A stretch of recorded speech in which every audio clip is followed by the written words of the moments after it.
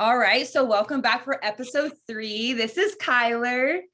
Yeah. So this episode, we're going to talk about PCOS. We're going to talk about HA. We're going to talk about miscarriage. We're going to talk about all the things that seem to be off, like taboo, like we can't talk about.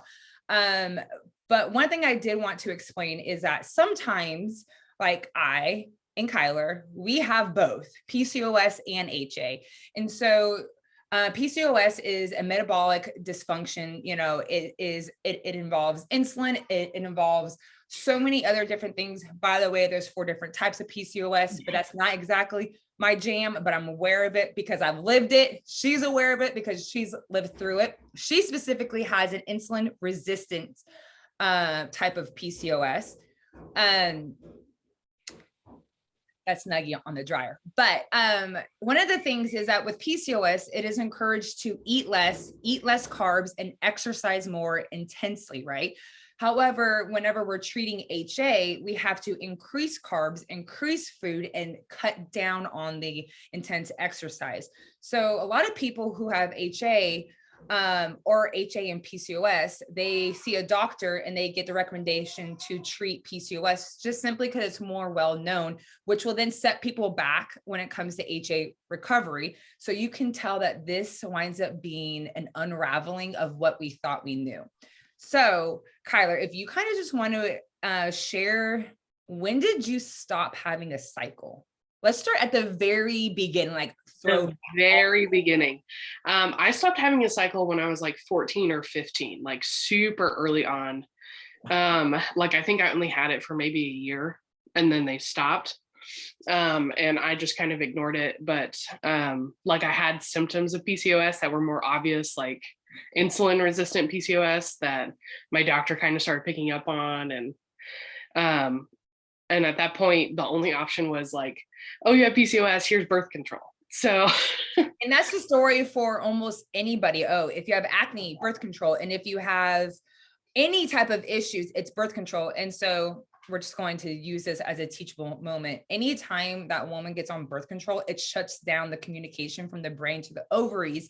Therefore, nothing actually ever gets solved. It is just a Band-Aid to make it seem like everything's okay. So things don't actually get addressed until people want to get pregnant. Yep. Or, I didn't want to get pregnant, but I was just like, excuse me, I have the right to ovulate. That's probably the most feminist I got. I'm not anti-feminist, but I was like, excuse me, what's going on? But for you, yeah, kind of came on because you're like, I'm sure this didn't matter in the beginning, but when did it kind of start to matter? When we were like, I think something isn't what they've always told me. I kind of felt like that early on. I think after I got married, so I was on birth control for 8 years. So I feel like that the significance of how long you're on it affects how long it takes to recover from it. So it was 8 years and I got off of it simply because I was like, I'm not paying for it anymore. I didn't want to pay for it anymore. But then my cycles never came back afterwards. So I was like, it's fine because I didn't want to get pregnant. And that's what doctors tell you. They were like, well, unless you're trying to get pregnant, it doesn't matter. You just have PCOS. It's just the way it is. Leave it at that. They would always be like, you can lose some weight. And I was like, cool, I can lose weight, or you can exercise more and you can eat less, And I was like, okay, yeah, I can do those things, whatever, So that's kind of when all of that started, but it wasn't until, I don't know, probably about 5 or 6 years ago that I was like, if I ever want to get pregnant, I have to do something different, I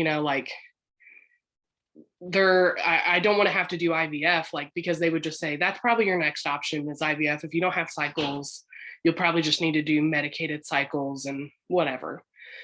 There was no solutions. And I was like, that's the last thing I want. So this is interesting. So the last cycle you had was when you were 14, or was that when you got on birth control? Because right now, a whole lot of things are starting to make sense. So yeah, almost, technically, this wouldn't be primary amenorrhea, but it's pretty close to where you said that you had a couple cycles when you were younger. Yeah, I had I had it consistently for probably about a year ish. Okay, so then it's not primary, but hot dang, that's a long time to go with not having any at all. Yeah. And I probably would, and when I got off birth control, I probably had a cycle every 400 days. So Okay. like once a year. So once You we, know? and so I don't know if anybody else who is around our age has started to talk to their parents, but the more and more people I actually talk to about this, they're like, yeah, I only had a cycle like once a year. I only had it like Cool. to where it's almost become Normal, and it's not. no, they didn't know that that was not normal. That, you know what I mean? I know that Blake's mom only had a cycle once per year, and the year that she got pregnant with Blake was the year that she ovulated. Like, you know what I That's mean? wild. Which is so wild, but to not know that that's not normal. And I mean, think about, I do think that we are the generation that is coming off of birth control. So we're the generation that's starting to question things, and being like, oh, this hasn't been normal for a really long time. Yeah. Yeah. That's a whole other episode for a whole nother day. But sorry. But we are getting back on track. So so then like you got married, you still didn't have a cycle, or you would have one every 400 days. Yeah. When were you like, I think this is an issue, and starting to try to do something about it? I would occasionally like go see like my gynecologist or like my primary care physician and ask what my solutions were, and they would never offer me solutions because of the PCOS. They would just say, you need to lose weight and that will fix all your problems. And at one point I lost probably about 45 pounds. And was like exercise, like I was killing myself, it felt like, because I was like exercising 5 days a week. I lost a lot of weight, and it made no difference. Like, still didn't ever get my cycles back. And then finally, I think I was like, whatever, God, if you want us to have kids, you're gonna have to work it out. And it probably wasn't until I met you, when we were counseling together, and you were like, do you have kids? I was like, no, I can't have kids. And you're like, me either, blah, blah, blah. And you explained HA. And I was like, interesting. And I kind of always thought about that. And then I was like looking at a Q&A on HA Society that y'all did. And it was like, if you have PCOS and HA, or you probably have both if you haven't had a cycle or something. And I screenshot it to you and was like, what? What is this? I remember that. Yeah. So we don't get as many people with PCOS and like HA, but they are out there. They exist. Yeah. And the crazy thing is that you have to heal the HA first. Sorry, Yes. I'm seeing gifts taken from. You have to heal the HA first, which is the complete opposite of what people would recommend for PCOS. So Yes. when you and I started to work together, and I think that this kind of ties into, what was your thoughts? And you could be completely honest. That's how we are. When I was like, girl, you're not eating enough, and this isn't going to work out until you start eating more.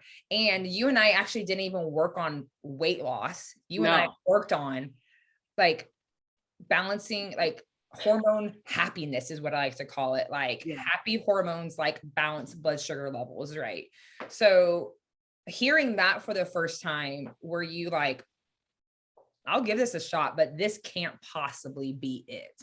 Oh, 1,000%. I was like, I might as well enjoy eating. I mean, because I think I like was very much borderline eating disorder level, like where I was probably, if I was lucky, eating one meal a day, and still like actively doing all the things, working out, and I didn't realize how that affected my body, because I'm like, it should be working, I should be losing weight, like. And so when you were like, no, you need to eat like minimum, like, I think I texted you one time, I was like, I ate 700 calories for breakfast, that's insane. And you're like, that's nothing. Yeah, I'm like, I crush that every morning, bro. Welcome to the real world. No, right. I do coach with compassion. But you and I are friends. Tough love, compassion. Yeah. So, and I think that's huge, because even when I recovered from HA, I was eating 1,800 to 2,000 calories. And the simple fact that people were like, you need to eat more, I was like, whoa, excuse me. Yeah. So we had only been working together. So think about, you've gone 10 years without a cycle, or every now and then one would come. You've already gone the route of losing 45 pounds and not getting your cycle back. And you and I, granted, you have been to the healing room, so shout out to Crazy 8's healing room. Absolutely. I went there as well. Everybody in North Texas, come visit us. Yeah, Johnson County. Yes, time of prayer with the Lord, because we totally believe that it's very, very, very rarely if it's just physical, right? And so that's kind of what we're going to dive into today.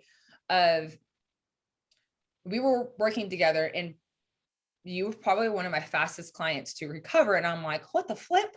Yeah. You had gotten your cycle back either in 2 months or 3 months. I think we started working at the beginning of July, and I got my first cycle in August. Yeah. So really, really soon. And so what was that?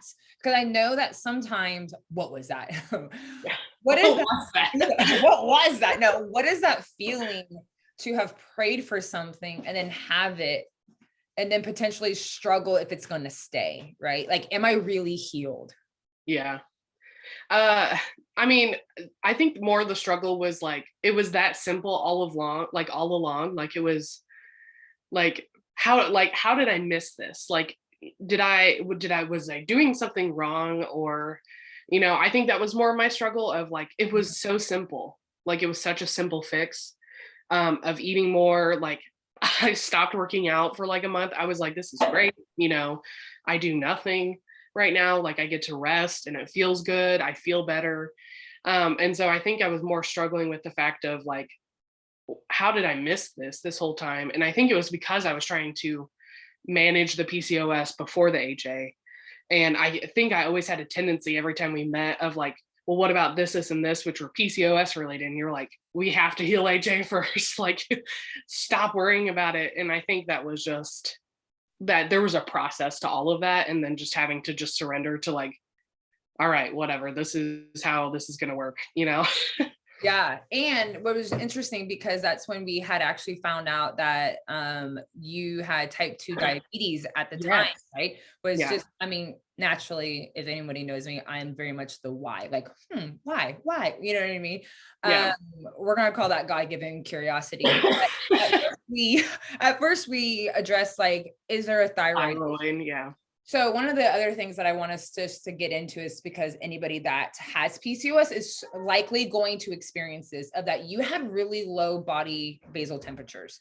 Yes. Super low, like 96. And even now, like your graph looks completely different than any of my other clients' graphs. So you have your own special graph of, and because that is somewhat related to the PCOS, so anybody out there who's like, this isn't working simply because my temperatures are still low, Kyler is proof that it is working, but it's just likely going to look different. And that doesn't mean that there's not more healing to be had. Right. Yeah. But I could imagine seeing really low temperatures and looking at all these other charts online and being like, am I ever going to get pregnant because my temperatures are so low?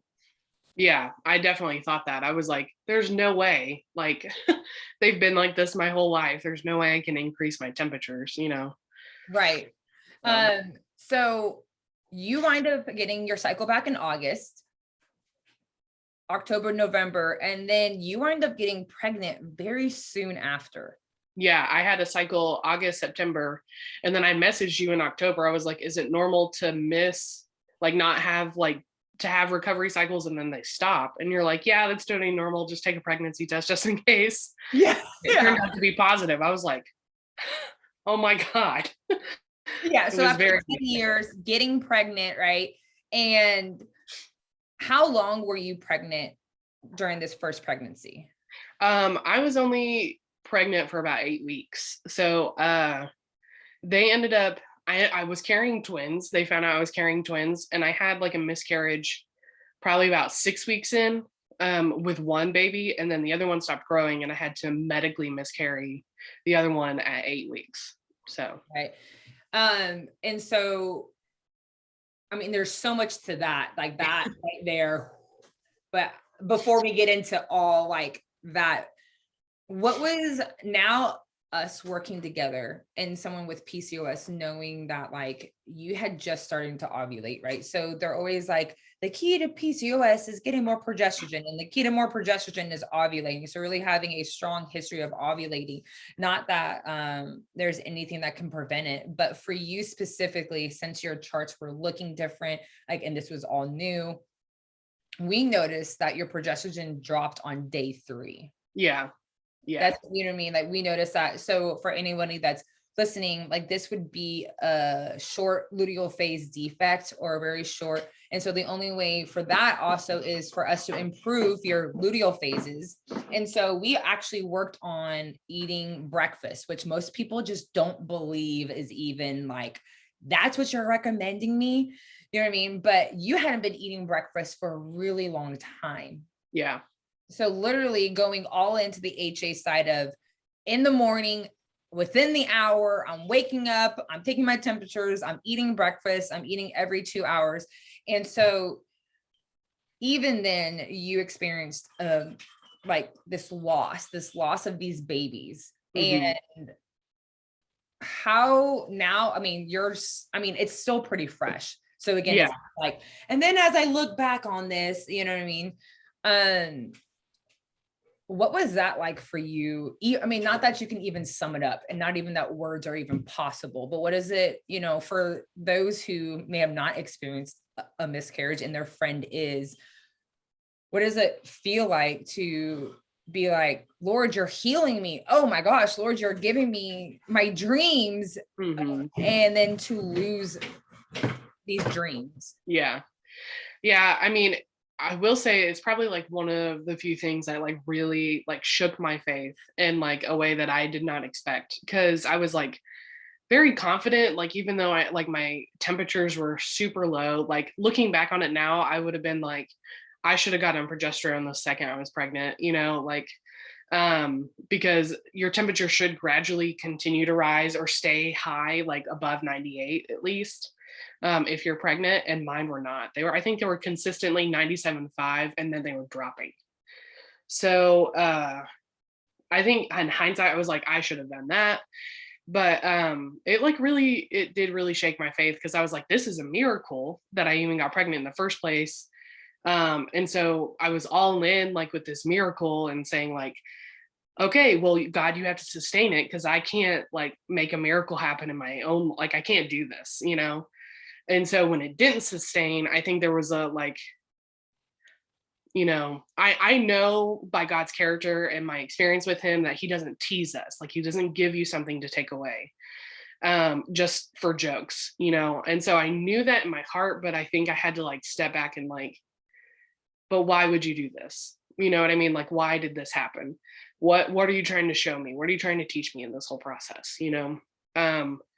So, and I'm still working that out. Like, I think there's still like, I still don't know why. I don't know. I still don't know why. And I may never know why, you know? But I think I just have to, yeah, I mean, I don't really have an answer of like where I'm at now, but it's been a process for sure. 100%. I think it's one of those things. And again, I don't have experience in this, but I will say that going through HA, it also shook my faith to where I about walked away. And that's, I mean, it's a memory that's so seared into my mind, but not with guilt and shame. But again, because I'm on the other side of it, but it's one of those things where it's like, God, I know you're a healer. I know who you are. And yet I feel like you've chosen to leave me here. Yeah. And what I know and what I'm experiencing are not matching up. And so it took a really long time of reconciling that God is still who he is, even if I don't understand, or even if my situation, even if I can't grasp him in my situation, it doesn't change him. Right. And so I don't think there's ever this beautiful bow that you get to just tie up an experience like that, you know, and file it away. In fact, it's still something that I still will like that, you know, the Lord still uses to teach me, you know what I mean? From that.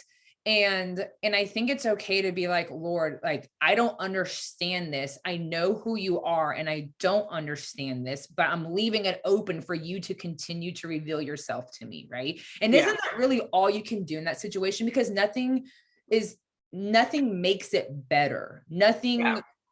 Nothing makes the pain go away. Nothing makes it any less real, And so I do think it's one of those things of where it's like, this is where, the trials, like having joy in trials, like this makes it hard to read that verse and live it out, knowing that God is who he is. The word is who he is. My experience is this, but I can't let my experience warp God or the Bible. Yeah. Yeah. The whole, like, and we're biblical counselors. So it's very, By the way. we meet with people like on a regular basis where we're like, we don't measure who God is by how you feel. And so, or by your own experience. That's not how we measure God. And so for me to have that experience, I was like, I have to reevaluate everything I believe, because it's very hard to think outside of that. Very much so. So much. I mean, and I feel like there's even so much of, because like you were being seen by a doctor, you were being seen, you know what I mean? And then I do remember like the first time I saw your temperatures drop, I was like, I think we should get your progesterone tested. You know what I mean? Because it was this concern. And so it's like knowing, like, how do you, move past like, man, how come this wasn't caught earlier? Right. Yeah. Yeah. And my doctors knew of like my history, my PCOS, like all of that. And they never, which goes to contribute that like doctors in general aren't super educated about PCOS and like the effects on your hormones, which is unfortunate, but that's where you really have to learn how to advocate for yourself. Like I had always known that. I'm a doula, so I advocate for people in like delivery rooms. And so is Maggie. And so it was more of learning how to practice that. And I still like, it was still a challenge for me. And by the time I was advocating to test progesterone, it was too late at that point.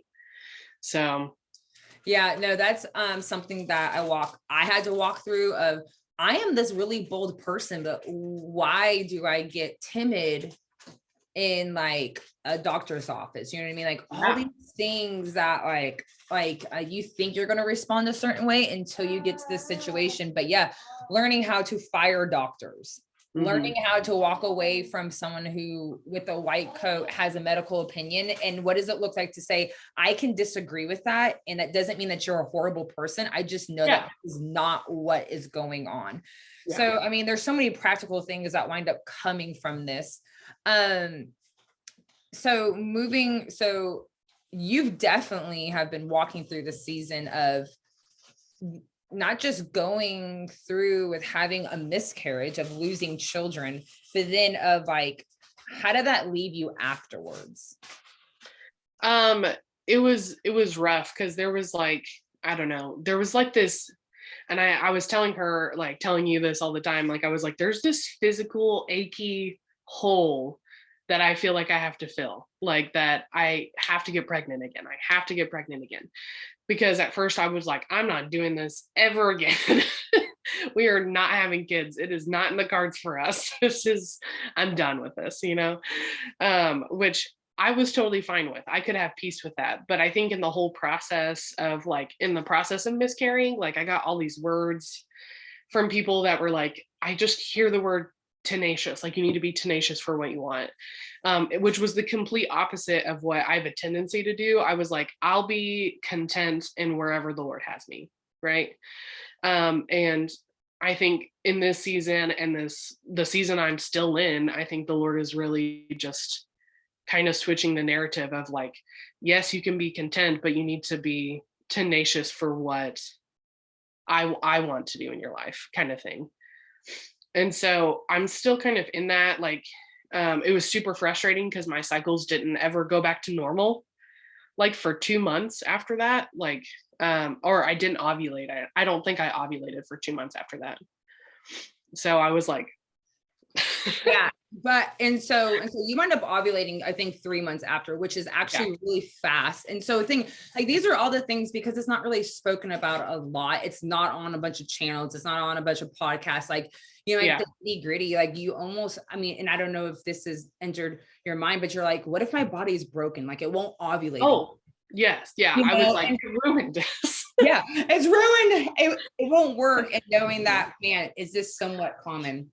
Nuggie is climbing this chair. She's gotten to be a real expert climber. Y'all pray for her. She really is. Y'all pray for her. Put her in gymnastics. Yeah. But also of your cycles actually came back really fast, right? Yeah. But like you wouldn't know that because people don't talk about these things. It's not this huge concept that people are like, hey, and then after a miscarriage, we'll be looking to start to see if you will ovulate again around the 3rd month, around these months. And so, and again, like it's one of those things where there's just this gap, and hopefully we're closing it slowly. She's getting off by herself. Praise the Lord, y'all. Praise the Lord. Of like, doctors don't have time to do the everyday coaching. And so, you know, like, and so we are not bashing doctors. We're not bashing doctors. We just recognize that there's a gap. And unfortunately, when you are the person that falls through the gap, then it's more personal. It just simply is more personal. But I want to take a side route and talk about the prophetic words that you had received about this in the midst of not being pregnant or not having a cycle, then having these prophetic words while going through a miscarriage. Yeah. Like, share that. Yeah. I mean, I got a lot of words of people like talking about pregnancy after I had miscarried, like just so you, and pregnancy can always be interpreted into a spiritual sense too. So I was just like, I don't want to hear this. But I mostly got a ton of words in regard to like just being tenacious. And I was like, all right, okay, you know, because I was very quick to be like, I'm not doing this anymore. That hurt too much. We're done, you know? And so I felt like the Lord was just like, try again. We're going to keep trying this, you know, over and over and over and over again. And I got them for like a solid 2 months, you know, like I miscarried in like the end of November, and all of December, all of January, basically. I was getting words in regard, and I was like, okay, you know, even from people I didn't know, like people were texting me or aren't super close to. And I'm like, hey, the Lord just has you on my heart. I just keep hearing the word tenacious. And I'm like, all right, this is getting ridiculous. Yeah. So I don't know if anyone else is, I mean, maybe it's just me and Sarah from the Bible. Yes. I have almost laughed at every single prophetic word that I have been given, right? So the Lord's like, yeah, we got to work on that. But even when it came to being pregnant, so the first time I got a prophetic word was about 6 years ago. We were just about to move to Texas, and I was in the middle of HA. So I was a lunatic, y'all, like mentally, emotionally, physically. Like, I'm sorry if you met me in those years, like it was not good. And so this was when I hadn't had a period for like 5 years. I was in the midst of just going back and forth with doctors, and really in the process, learning to advocate for myself, learning to fire doctors, learning to trust what the Lord was telling me, just all these other things. And my first prophetic word was our pastor's wife, senior pastor's wife, looked at me and she said, while you were on stage, because they were praying for us because we were about to move, she goes, the Lord just showed me that you were pregnant. And I looked at her and I was like, I like literally with this face. And I was like, okay. Right? Like, because hearing that, because that wasn't that wasn't my heart's desire. My heart's desire, unfortunately, at that time was, Lord, heal my physical condition so I can keep going. Yeah. Direction that I wanted to go. Like, I deserve to be healthy. So that's probably an issue right there. Like I deserve, you know what I mean? Like, I just want my hormones fixed. I just want them to go back to normal. I just want to be able to keep doing what I was doing, which was tearing down my body, worshiping my body, making that an idol. That's a whole other thing. Yeah. So when she said, oh, the Lord showed me you pregnant, I was like, are we on the same page, Lord? Like, that's not even like, this is why we have problems, because we're not on the same page. Right. Yeah. And I just You're not getting it. yeah. And I just laughed at her, and she just kept this beautiful smile on her face. And even now to this day, now that I understand what a prophetic word is, now I understand prophecy more. Just every time I look at how she responded to me, it was this confidence of like, no, I know I saw what the Lord showed me. Yeah. And you simply aren't there yet. You're not there yet. Right. And so, it didn't shake her, and my response didn't faze her. It was just this beautiful, sweet, kind confidence.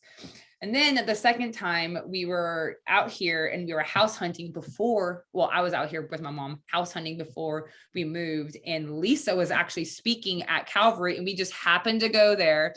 And it was on Mother's Day, and it was talking about like a season of birth, right? Like, like whether you're a grandma, a grandpa, that you are designed to birth and to produce fruit. And obviously, like, you can hear that. And I didn't just take that because, again, I didn't want to be pregnant. So this isn't something that's on my heart. And the Lord was like, you're going to birth. And I was just like, sweet, a business, like a ministry. Yeah. Okay. Right. And then the third time I was reading a book, and I was looking over the scripture, and the Lord had given me this vision, and it was this dark soil with this gray pot on this outside patio, and it was this tender shoot, just really tall, and like it was so spiraled up, right? And I was like, sweet, tender shoot. So I started to look in the Bible, looking, just referencing all these things. And the first one is like, obviously it's not Jesus. I'm not having Jesus, like the tender shoot, that, you know what I mean? Like right. That's where they come and go. So the next one was like children blessing. And I was like, skip over children. What's the next one? What's the next one? So, and each time I was like, absolutely not. You know what I mean? And so, but each time I got all those in the season when I simply did not have a cycle, and being pregnant was not possible. Yeah. Yeah. Not possible. Yeah. And so to laugh at each one of those, because my actual physical circumstance didn't line up with what the Lord was telling me that was coming. You know what I mean? It was just, it's just wild. So I know that you had received multiple prophetic words of like, I know the Lord was referencing, because my husband has always really wanted kids. I think at the end of the day, I can admit that I really wanted kids. But it took me forever to get to that place, because I think for so long, because I didn't have a cycle, it seemed impossible. I was like, well, I'm not going to get my hopes up, because it's impossible. I can be content without it, and so I think the Lord was really just like, no, like, I'm not just going to continue to surprise you. I want you to want it, basically. Do you think that he was almost calling your bluff on being content? Oh, for sure. Yeah. That's actually probably way easier description than where I'm trying to go. Totally calling my bluff, which I mean, like, proves to the fact that the Lord knows my heart better than I knew myself. Because I think I got really good at lying to myself and believing it. Like, I'm like, I don't want it. And I said it so much to myself that I believed it, And so I think at the end of the day, the Lord was like, that's not true. Oh, it's so good. The Lord, about how like we get so good at believing our circumstance. Yeah. Regardless of, even if he was to come and give you a prophetic word, that we're like, nope, gonna believe my circumstance. Yeah. Yeah. Lord, let me tell you, this is what my circumstance says. Yeah. So much goodness. So you have literally now overcome HA. You are in the process of overcoming PCOS, because literally right before this next season of life, you had gotten your blood sugar levels down to a good place. Yeah. And ovulating. So to see the Lord heal you of HA, to heal you of PCOS, and as he's doing this healing through this miscarriage, you know what I mean? Which brings me to, what do you think was the hardest part of recovering from HA? And this could be physical, spiritual, mental, emotional, but what do you think was the hardest part, whether it's HA, PCOS, the whole thing? Like, what is the hardest part of recovering for you? Eating more. I think that was the hardest part, physically, mentally, emotionally, on every aspect. Like, I think it was hard to meal prep and be intentional to eat. It was hard to get over the mental barrier of what society tells you, because I would like to think that I don't believe everything society tells me of how I should take care of my body. But I think at the end of the day, it was so ingrained in me that I was like, all right, it is actually difficult to eat, and how much my emotions played into all of those things, of how hard it was to continuously eat and eat and eat and eat, like more than 3 meals a day. And so, because it seems so counterintuitive, especially like recovering, because I recovered from type 2 diabetes, like, that's the complete opposite of what you do to recover from type 2 diabetes too. Yeah. So even when you hear me be like, "Oh, so we're going to keep doing this," I know Yeah. what Google and every doctor, like white coat doctor, medical professional has told you, to hear something that goes against it and to Yeah. still do it. Yeah, no, I think a lot of people struggle more with nourishing themselves. And so that's why I actually like to call it, because at some point it really is actually just nourishment. It's not just I like to eat food, and you should. Food is delicious. Like the Lord said Right. that there's going to be a table like spread out. Like Yeah, the Lord's into food and deliciousness. exactly. But it really comes down to, I do think that it has been a seed that has been sown into women of glorified undernourishment that leads to a slew of health problems. And most people are like, "Oh, I don't have an issue with that." Well, then eat more than what society has told you is Right. acceptable for women. I And have a be okay lot of, with gaining weight. yeah, gain weight in a society where society tells you not to gain weight. And Yeah. ironically, you actually lost weight, which is a whole other, Right. Yeah. I mean, that's a whole other thing, because we actually have to understand type 2 diabetes. Yeah. And that's not what this is about, but that wasn't the goal. But No. you had to trust that regardless of what happens to my weight, I have to go down this road for nourishment, because at the end of the day, the Lord has given me my body to steward over. And withholding nourishment isn't stewardship. Right. And I think that's really the season that I'm coming into with my coaching of like, if these are truly not our bodies and we have stopped making it an idol, like I'm about to just be, Preach. Go. yeah, Just go to like be done. You know what I mean? Then you nourishing your body to the point of health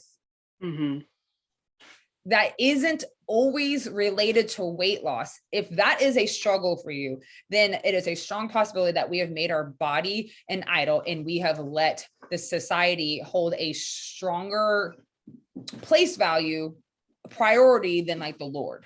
Yeah.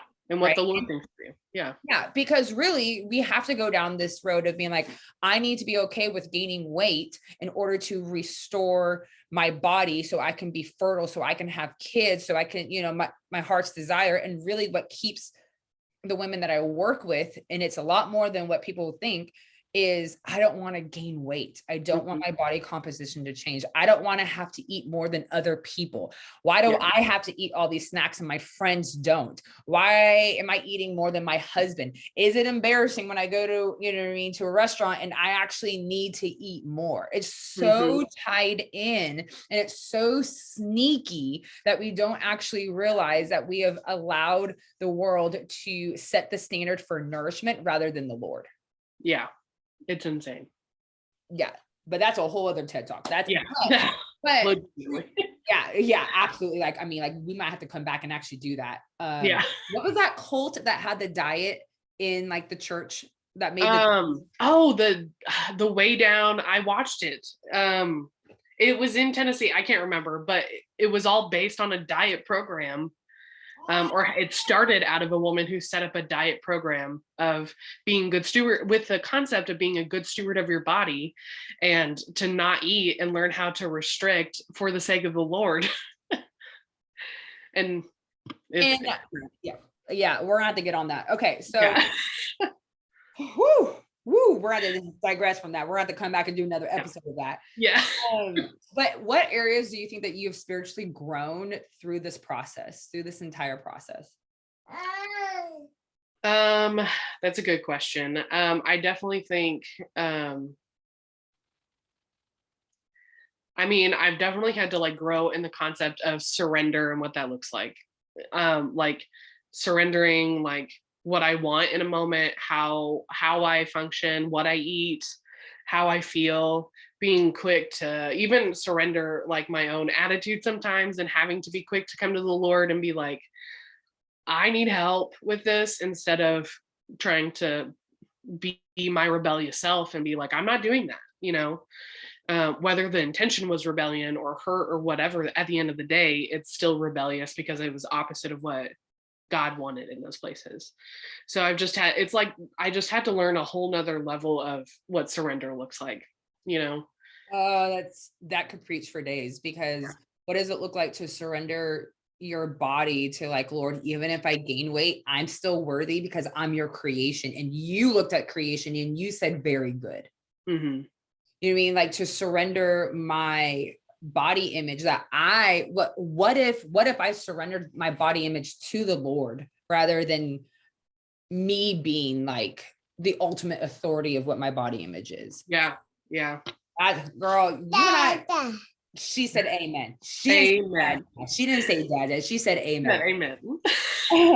What is one of the hardest things to let go of during this whole recovery process?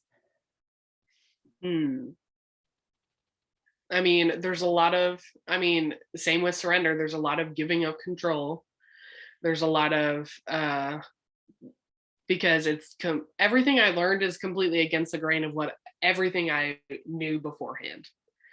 So, I could talk about it for days, and I'm still like, I think there are places that I'm still in shock that I'm like, I can't believe all this worked and it's so different. But it was definitely like, had to give up control in every area of my life, like even in my time, even in my faith in some ways, like in how I believed, it really, I'm honestly shocked at how like my goal of wanting to just recover from PCOS and HA like completely redid my whole life basically. Yeah, I think that's probably a really good way to sum it up, because even for me, going through HA recovery has completely reshaped my life and has put my life on a completely different course. And it's not because of HA, but it's because of what I was willing to surrender to the Lord, and what I was willing to let him be the authority of, that has then changed and molded the direction that I'm going in. So you said something that's really important. Like I had to let go of everything that I thought I once knew. And right. Yeah. Whether it is nutrition, health, right? So a lot of people, we have to redefine what health is. Health is you ovulating in whatever body size your body deems appropriate for you to ovulate. That is what it is. It's not what you get to pick. Yeah. Right? Yeah. That's a whole, I'm not going to make it out of here, because something that I had to 100% give up is health isn't me with the six pack, or health isn't me super defined. Health isn't me with the bicep vein, because those are all the things that I still do want, but I've realized, but that's not health. That's going like when my body is at that place, and not to shame anybody who does have a six pack, that isn't it. But for me to strive for that would be for me to give up health for my own body to achieve a standard that's set. And none of that can like the Lord be found. Yeah. Yeah. You know what I mean? And so, but also think about, as the Lord invites us into these really tough seasons, we do have to give up what we thought about the Lord in order to discover who he is. Mm-hmm. Mm-hmm. Yeah. And and I think that was a hard thing for me to come face to face with, because I'm like, I'm a biblical counselor. I'm in the word every single day. Like I minister the word. I pray. I minister healing. I minister all these things. I give prophetic words. I do all these things. And not saying that like you have to be perfect to do that, but you do have to be humble.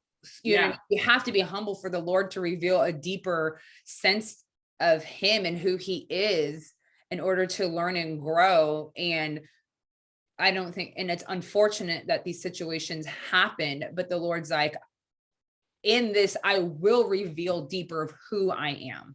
Yeah. Yeah. I could still have stayed the same way and my giftings would have been the same. I could still minister the same way.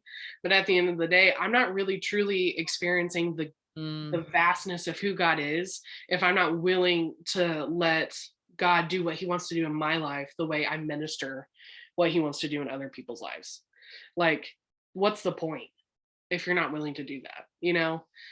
Yeah. So It stunts growth where the Lord's like, yes, you can stay here. Like, you're still going to do good, but like, I want to take you to a higher, like, I want to take you into a deeper love, into a deeper knowledge, into a deeper understanding. Oh, so good. So good. So what is one of the areas that the Lord really wanted to address, but you were shocked about? Like, my favorite way to state this is like when like the Lord brings up something and you're like, right now in the midst of this, you want to talk about this, you want to deal with this in the middle of this, like this doesn't seem like an appropriate time. Like what is some areas like through this, and then we'll get to the good news afterwards, but what are some areas that really shocked you that the Lord was like, we're talking about this today? Yeah. It's hard to narrow it down because I feel like every part of my health journey has been like the Lord saying, nope, now's the time. Now is the time. We're going to deal with your health. Now is the time, you know, as much as I wanted to avoid like the type 2 diabetes diagnosis. I felt like that killed me because I was like, I don't eat anything. Like, but the Lord was like, nope, we're going to do this today, you know, because it's not that hard. You're giving more credit to everything else around you than who I am and what I can do. And so I think the Lord had to constantly come back to this place of saying like, who is Lord in your life? Who is Lord in your life? Are you going to say the doctors and what the standard is and what this is, or are you going to trust me in this whole process? You know, are you going to trust me in this whole process? Even after I like miscarried, the Lord was still like pressing, like, are you going to trust me? Are you going to trust me? And I was like, no, I'm not going to. You're crazy. You know, like you've teased me. I'm not going to, you know? And so, that whole process, I was like, oh my gosh, I don't know, you know? And so I finally had to just, I think every day was the Lord like, all right, we're going to take it one step further. We're going to take it one step further, you know? And still is like, I think, even every new journey I start, the Lord is like, all right, let's address this, everything that I've been avoiding, you know? So every part of it is, you know? Yeah. I feel like it's sometimes, unfortunately, no, not unfortunately, fortunately, yes, Lord, I sense that correction. Fortunately, as we start unwinding all this, I do feel like sometimes the Lord hits the accelerator of like, okay, well, now I'm going to show you who I am, but it's not going to always be the way that you think it's going to be. Yeah. That, you know, that the revealing and that the understanding and the pulling out weeds. Sometimes I felt like, I mean, like the Lord had given me this specific vision. And again, this was years after I recovered. So again, it's easier for me. You know what I mean? Like I didn't get any of this wow in it. Like, praise the Lord. He was like, you get this afterwards because you little sassy. You a little sassy right now. Little sassy. You a little sassy. But he was like, Ashley, I have to pull the weeds out of your heart. But if it wasn't so intertwined with your heart, it wouldn't have been so painful. That is why this whole process is so painful. Because when I pull this weed, out comes all this earth that is attached that should have never been attached. And I was like, oh, okay. Yeah. So I know that you have some good news about, so now we can change the title to this so that I don't get it too early, but the Lord has brought you through HA, has brought you through PCOS, is continuing to minister to your heart and bring you through losing the twins. Mm-hmm. What is the news as of today? Where are you at today? We're pregnant again. Oh my God. So, I mean, I'm sure we got to wrap this up at some point, but yeah, but like this could be a whole nother thing. So we'll probably have to have you on again. What do you feel that the Lord is speaking to you now about the situation of being pregnant again? Uh, I mean, it's still coming back to like the Lord saying like, you know, being tenacious for that. I don't think I understood that concept until I was pregnant again, and I was like, oh, okay, I know what you mean. Like I'm figuring this out now, like, and so in the last couple of days, I've figured that out. That wasn't a revelation 2 months ago. And so it was hearing it and getting frustrated with it. But now the revelation is like here, and it's still coming back to like taking it step by step, day by day, like still trusting the Lord, because at the end of the day, it doesn't, I can't guarantee a pregnancy will last, right? But I still have to trust that God and his character is good towards me, and that this is what I want, and I'm going to be tenacious to say I want this baby, I want to keep going this way, I'm going to do what's best for my health, and going down that route. So that's beautiful. One thing I did want to point out. Woo, girl. I mean, so talk about a fresh revelation, because I do want to kind of tweeze this out, because a lot of people, I feel like when we're friends and when we're in ministry, like we can say a lot of things and the people may not be on the same page of like you heard from the Lord, like, I need you to be tenacious. And he didn't answer right away. No.